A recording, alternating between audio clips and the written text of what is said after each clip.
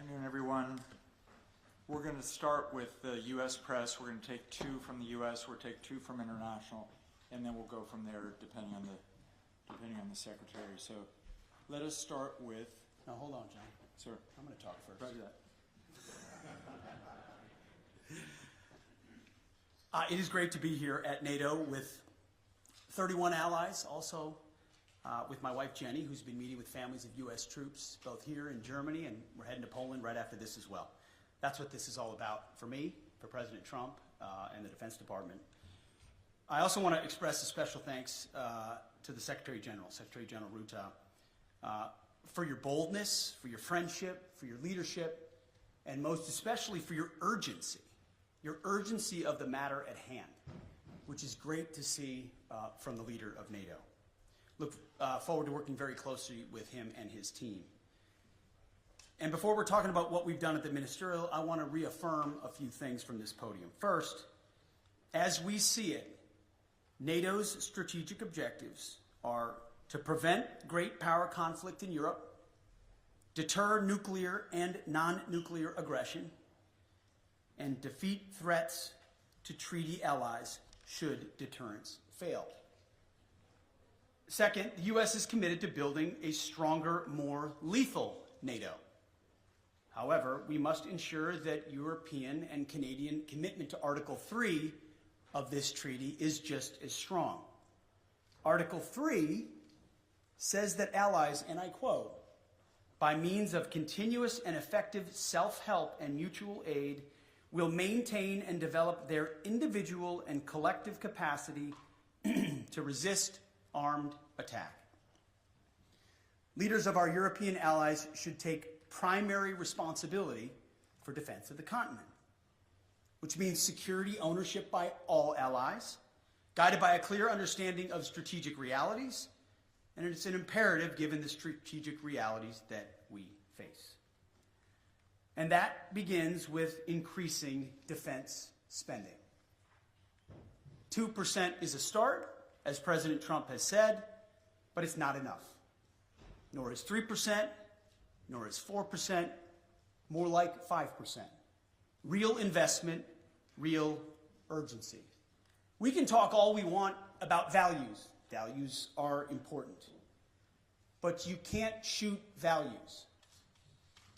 You can't shoot flags, and you can't shoot strong speeches. There is no replacement for hard power. As much as we may not want to like the world we live in some cases, there's nothing like hard power. It should be obvious that increasing allied European defense spending is critical, as the President of the United States has said. Also critical is expanding our defense industrial base capacity on both sides of the Atlantic. Our dollars, our euros, our pounds must become real capabilities. The U.S. is fully committed under President Trump's leadership to pursue these objectives in the face of today's threats. Yesterday, I had a chance to attend the Ukraine Defense Contact Group. Today, participated in both the NATO Ministerial and the Ukraine Council. In both, we discussed Russia's war of aggression against Ukraine. I had the chance to brief allies on President Trump's top priority, a diplomatic, peaceful end to this war, as quickly as possible, in a manner that creates enduring and durable peace. The American Defense Department fully supports the efforts of the Trump administration. And we look to allies to support this important work with leading on Ukraine security assistance now through increased contributions and greater ownership of future security assistance to Ukraine. To that end, I want to thank my UK counterpart, Defense Secretary John Healey, for hosting this Ukraine Defense Contact Group and for his leadership on support of Ukraine. President Trump gave me a clear mission: achieve peace through strength, as well as put America first, our people, our taxpayers, our borders, and our security. We are doing this by reviving the warrior ethos, rebuilding our military, and reestablishing deterrence. NATO should pursue these goals as well. NATO is a great alliance, the most successful defense alliance in history. But to endure for the future, our partners must do far more for Europe's defense. We must make NATO great again. It begins with defense spending, but must also include reviving the transatlantic defense industrial base, rapidly fielding emerging technologies, prioritizing readiness and lethality, and establishing real deterrence. Finally, I want to close with this. After World War II, first General and then President Eisenhower was one of NATO's strongest supporters. He believed in a strong relationship with Europe. However, by the end of Eisenhower's presidency, even he was concerned that Europe was not shouldering enough of its own defense, nearly making, in Eisenhower's words, quote, a sucker out of Uncle Sam. Well, like President Eisenhower, this administration believes in alliances, deeply believes in alliances. But make no mistake, President Trump will not allow anyone to turn Uncle Sam into Uncle Sucker. Thank you, and we're glad to take some questions. Thanks very much. Let's start with the U.S. traveling TV poll with Liz for them.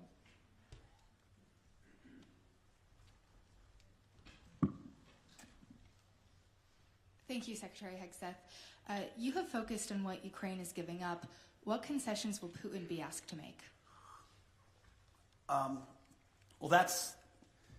would start by saying the arguments that have been made that somehow coming to the table right now is making concessions to Vladimir Putin outright that we otherwise, or that the President of the United States shouldn't otherwise make. I just reject that at its face.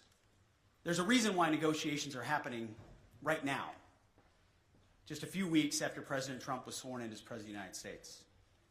Vladimir Putin responds to strength. In 2014, he invaded Crimea, not during the presidency of Donald Trump. Over 4 years, there was no Russian aggression from 2016 to 2020. In 2022, Vladimir Putin took aggression on Ukraine. Once again, not while President Trump was President of the United States. So any suggestion that President Trump is doing anything other than negotiating from a position of strength is on its face ahistorical and false. So when you look at what he may have to give or take, what's in or what's out in those negotiations, we have the perfect deal maker at the table from a position of strength to deal with both Vladimir Putin and Zelensky. No one's going to get everything that they want. Understanding who committed the aggression in the first place. But I challenge anyone else to think of a world leader at this moment who, with credibility and strength, could bring those two leaders to the table and forge a durable peace that ultimately serves the interests of Ukraine, stops the killing and the death, which Trump has been clear he wants to do, and hopefully ultimately is guaranteed by strength of Europeans who are there prepared to back it up.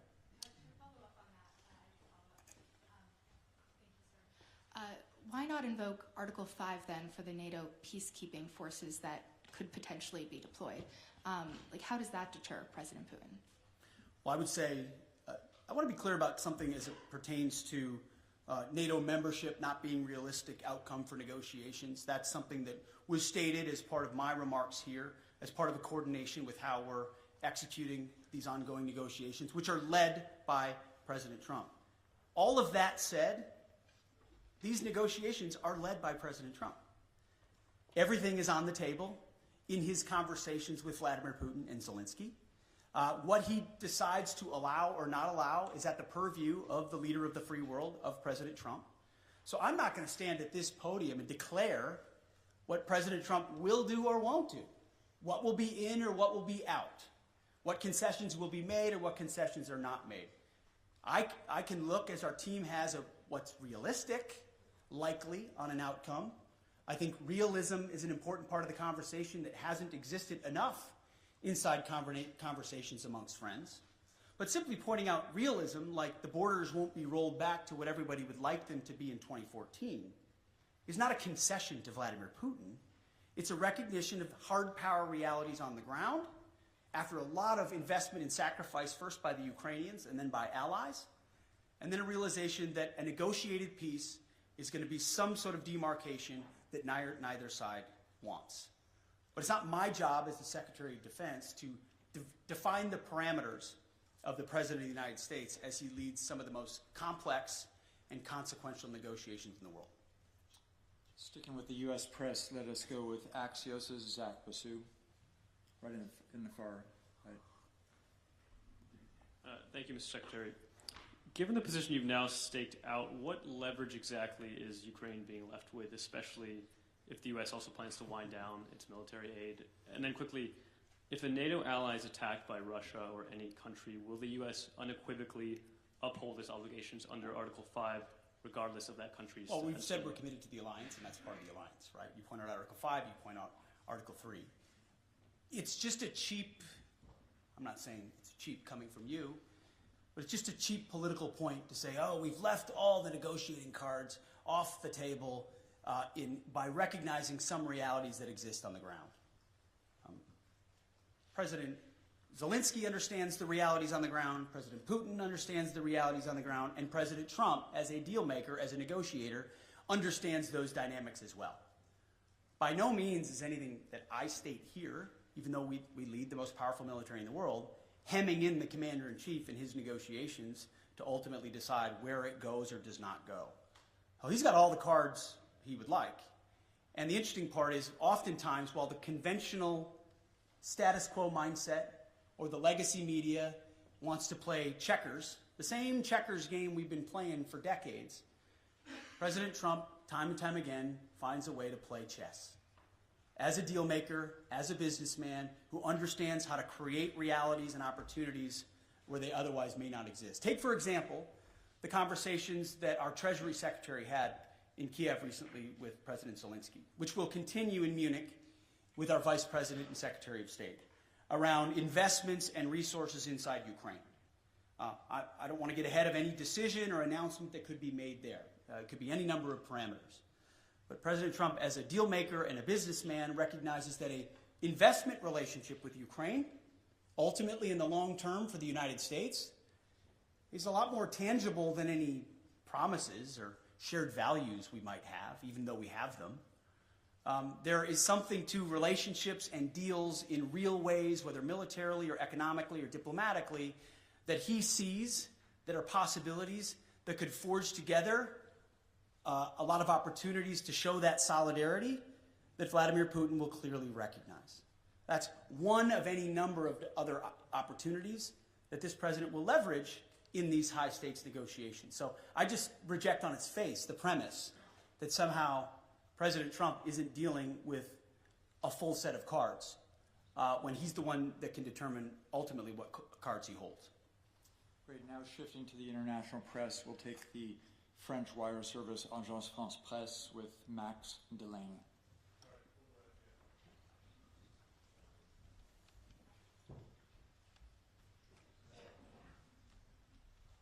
Thank you very much. Secretary of Defense, you've spoken about trying to force both Putin and Zelensky to the table.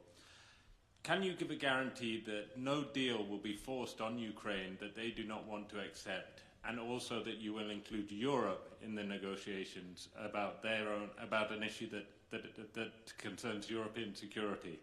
And can you tell us whether the US will continue to supply arms to Ukraine during any negotiations? Well, to the first part of your question, that's not ultimately my decision. The President will lead these negotiations alongside our Secretary of State, our National Security Advisor, and numerous other officials that will be involved. And ultimately, we've played our role in talking to our NATO allies about what that would look like. President Trump, I want to point out, I've got the truths right here that he posted called both, in case we missed it, Vladimir Putin and President Zelensky. Called them both. Any negotiation that's had will be had with both. I also am very encouraged by what the Secretary General has said here. Clearly attuned to the realities of the moment, the need for peace, and that the NATO alliance and European members will play a role in that. Ultimately, President Trump speaking to those two countries is central to the deal being made, but it affects a lot of people, of course. So I'm not going to be involved in those intimate diplomatic negotiations. That's for the pros atop the Trump administration who do diplomacy and negotiations. Ultimately, as security assistance, we have continued to provide what has been allocated. I think it would be fair to say that things like future funding, either less or more, could be on the table in negotiations as well. Whatever the president determines is the most robust carrot or stick on either side to induce a durable peace, understanding, obviously, the motivations that Vladimir Putin has had on Ukraine for quite some time. Thank you. We'll have a second international press outlet. We'll go with the German paper Frankfurter Allgemeine Zeitung with Dr. Thomas Kutschka. Thanks a lot, Thomas Kutschka, Frankfurter Allgemeine Zeitung. Good afternoon. Mr. Secretary, 2 questions, please. The first one regarding the new defense investment pledge. When you and President Trump speak about raising it to 5%, do you mean European allies only, or do you mean the US as well, which is currently at 3.4% according to NATO statistics? And if the latter is true, when do you think the US could possibly reach the goal of spending 5% on defense? That's number one. Number two, you've said yesterday that Europeans need to take ownership of their own conventional security.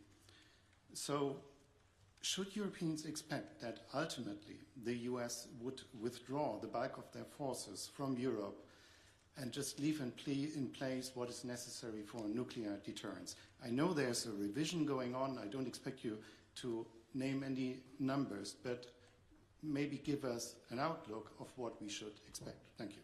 Thank you. I think nobody can or should contest the extent of America's willingness to invest in national security. We have a budget of $850 billion spent on defense. I'm in the business of ensuring that every dollar of that is used wisely, which is why we're pushing a Pentagon audit and making sure that we're cutting fat so that we've got more at the tip of the spear. 3.4% is a very robust investment, larger than most of our allies within NATO. Any defense minister or secretary of defense that tells you they wouldn't want more would be lying to you. I understand that. Ultimately, we have our own budgetary considerations to be had, but I don't think an unwillingness of NATO allies to invest in their own defense spending can be dismissed away by trying to point at the $900 billion that America has invested around the globe to include the NATO alliance and saying that's not enough. So ultimately, we are very much committed to the NATO alliance and to our allies, but without burden sharing, without creating the right set of incentives for European countries to invest, then we would be forced to attempt to be everywhere for everybody all the time, which in a world of fiscal restraints is, again, to get back to that word reality, just not reality.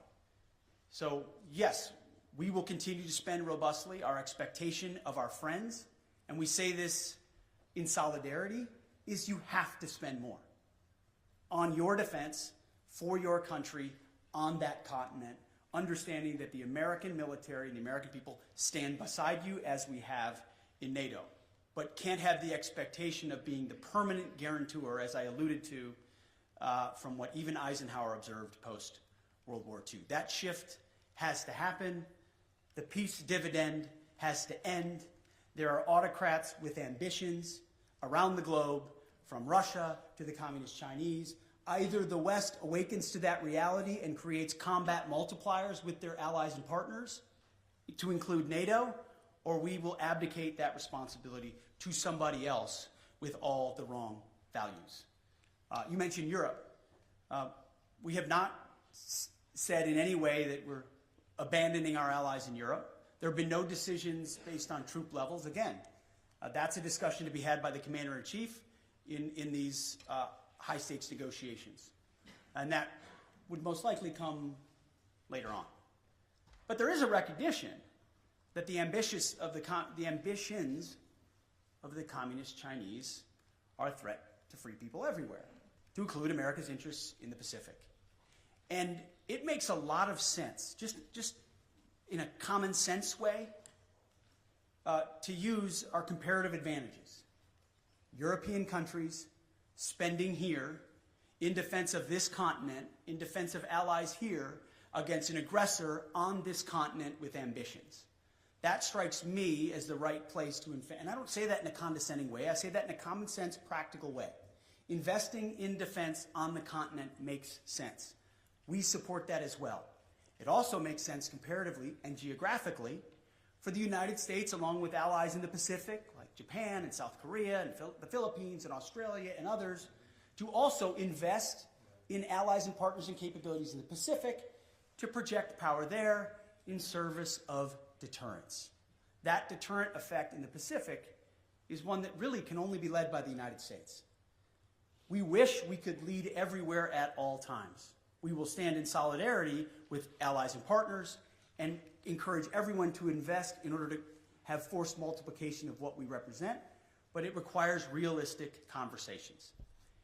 Those with disingenuous motives in the media, I don't mean to look at you, just saying anyone that suggests its abandonment are trying to drive a wedge between allies that does not exist. We are committed to that NATO alliance.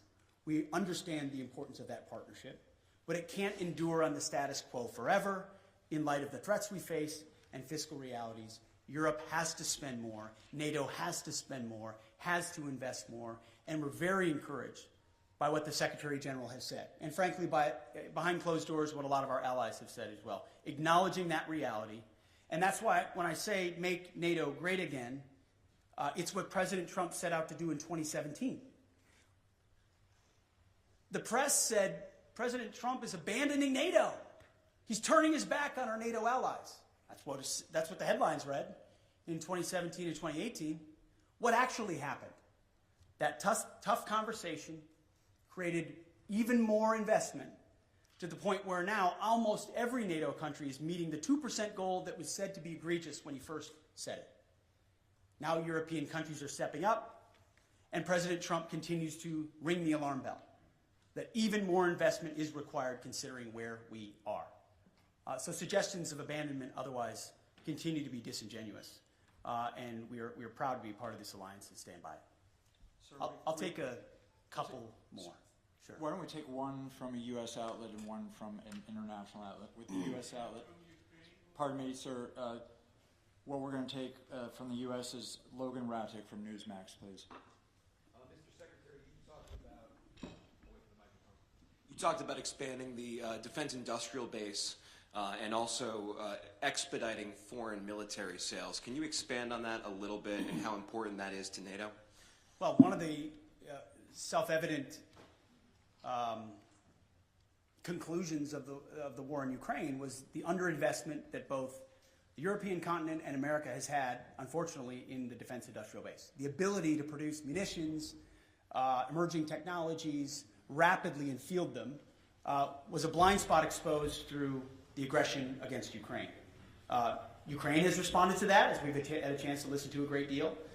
Europe is responding to that, and so is America. We have to do more to ensure, whether you call it the arsenal for democracy or defending the free world, if America can't build and export and build and provide rapid capabilities because we're too stale or static or bureaucratic or the Pentagon is bloated, then we're not able to field the systems we need in the future. So deep and dramatic reforms are coming at the Defense Department with the leadership of President Trump to ensure that we're investing robustly in our defense industrial base. A great example is shipbuilding. We need to vastly increase our ability to build ships and submarines, not just for ourselves, but to honor obligations to our allies as well. And we will do that. Foreign military sales is another thing I mentioned this morning with the Secretary General. We have, for a long time, been the country by, with, and through that our allies are able to supply major platforms and weapon systems like the F-35 and the Patriots and others. Whatever the system is, we need to reform that process so it's quicker. So a request today isn't delivered 7 years from now, but 3 years from now with less red tape and with the most efficient and effective technology possible. We hear that from our allies, and that's part of being a good faith partner, is we're going to invest in our defense industrial base. We're going to make sure foreign military sales are as rapid as possible, which again is a force multiplier for American power, which is something we want to do in a contested world. For our final question, we'll go to an international outlet, the Japanese service NHK, with Tsuchiyo Sugita, please. Sachio from NHK, the Japanese TV station. Thank you very much. I'd like to ask about China. As you mentioned that the U.S. will be prioritizing in deterring China. What role will you be expecting like Japan and IP4 countries to play in this context? Sure. I mean, first of all, I would point out that President Trump has expressed a strong relationship with Xi Jinping. We don't have an inevitable desire to clash with China. There's a recognition that there are divergent interests which lead to a need for strength on the American side to ensure our interests are advanced, and that ultimately any aggression is deterred. That's a real thing, but we don't feel like conflict is inevitable and certainly don't seek conflict with China, and that's why President Trump has that good relationship with Xi Jinping. But it was prudent for us to work with allies and partners in the Pacific to ensure that that deterrence, hard power deterrence, not just reputational, but reality, exists. And that's why a lot of my first phone calls as Secretary of Defense were to Pacific allies, to Australia, to Japan, to South Korea, to the Philippines, and others, and will continue, because that, just as this alliance in Europe is critical, working by, with, and through allies and partners in that region who understand the reality of the ascendant Chinese threat will be critical. It can't be America alone. It won't be America alone if we are to deter that. So it is a focus. I've articulated that from day one. America achieves strength, whether it's in peace through the Ukrainian conflict or deterring it in the Pacific through strength. There's a reason why Donald Trump emphasizes peace through strength at every moment. My job alone as the Secretary of Defense is to ensure he has the strongest, most capable, most lethal military possible. Heaven forbid we have to use it. It's meant and built for deterrence. But if we have to, we can close with and destroy our enemies and bring our men and women home with success as quickly as possible. Thank you very much for being here. Thank you, everyone.